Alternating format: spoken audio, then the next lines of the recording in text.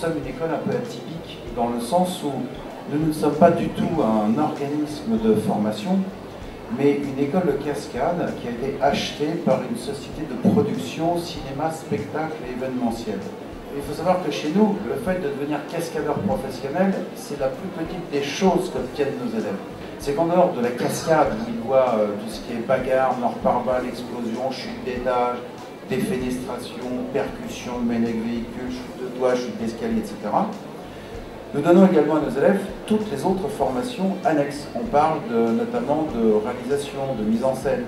C'est-à-dire que lorsqu'un de nos cascadeurs va travailler sur un plateau, il a besoin de comprendre ce qu'on fait exactement, qu'ils connaissent exactement le plan de caméra, si on va mettre ici un travelling compensé, un panoramique, on doit savoir, puisque nous, nos coups sont réellement portés, on porte réellement les coups. Notre travail en dehors de tout ça, c'est de faire tout ce qui est meurtre, assassinat, prise d'otage, enlèvement, séquestration, acte de terrorisme, acte de mercenaires.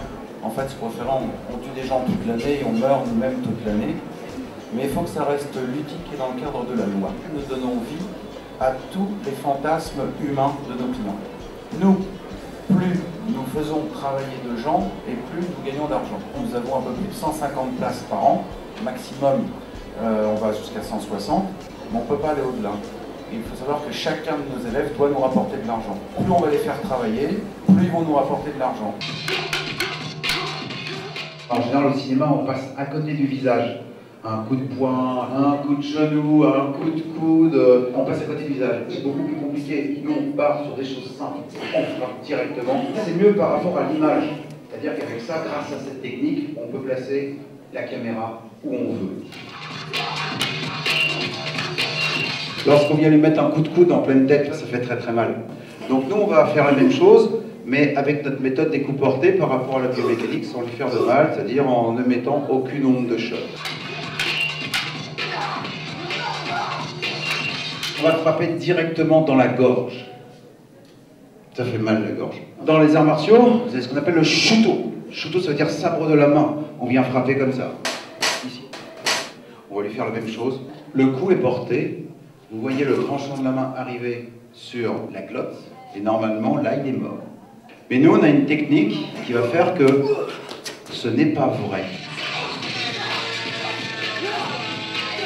Là maintenant, je vais vous montrer un coup de genou.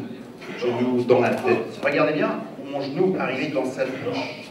Et vous allez voir son nez qui se tord.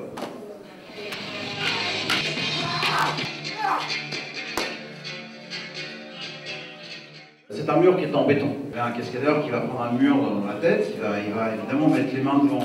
Nous, on va directement placer la tête devant. Vous allez voir que ses mains vont partir en arrière et c'est son visage qui va s'écraser contre le mur. Il n'a absolument aucune protection. J'ai décidé de lui cogner la tête. Il n'y a vraiment personne que l'on fait souffrir chez nous. Simplement, il y a ce qu'on appelle une ceinture abdominale. Lorsque l'on frappe, on frappe vraiment, mais en faisant travailler toute la ceinture musculaire. Ce n'est que de la technique.